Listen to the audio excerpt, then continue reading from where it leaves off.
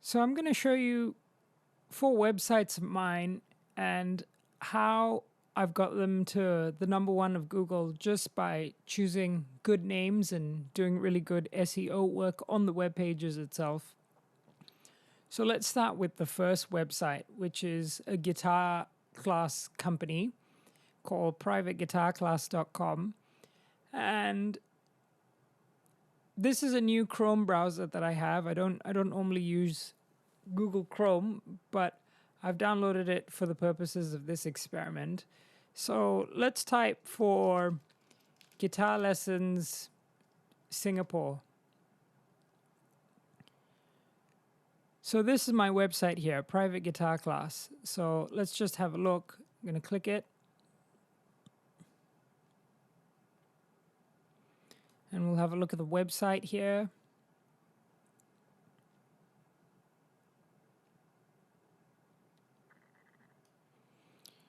So this is the first website. And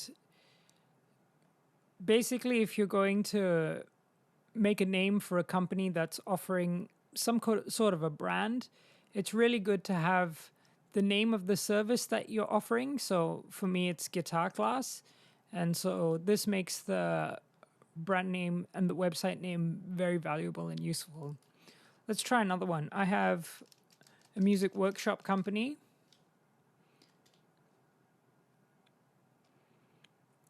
So this is my website here, Music Workshop Singapore.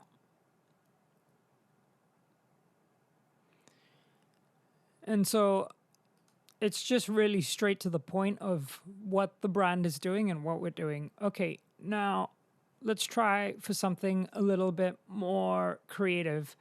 So I have a Mexican band.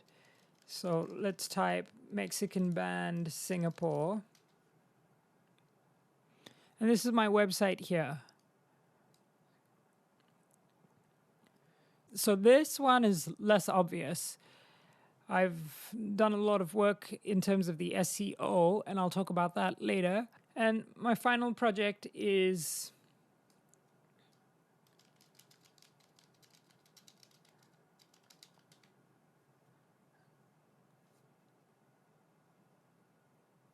a more abstract one, which is my personal music project called Mantravine.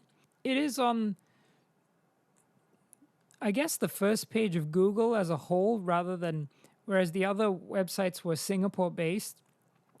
This one, I think it's on the first page of Google as a whole. Choosing a name is really important, and if you can do something generic and straight to the point of the business, that's really great. If you're doing something more abstract, you can do some SEO tricks, which I'll teach you in later videos, to help you rank high in Google.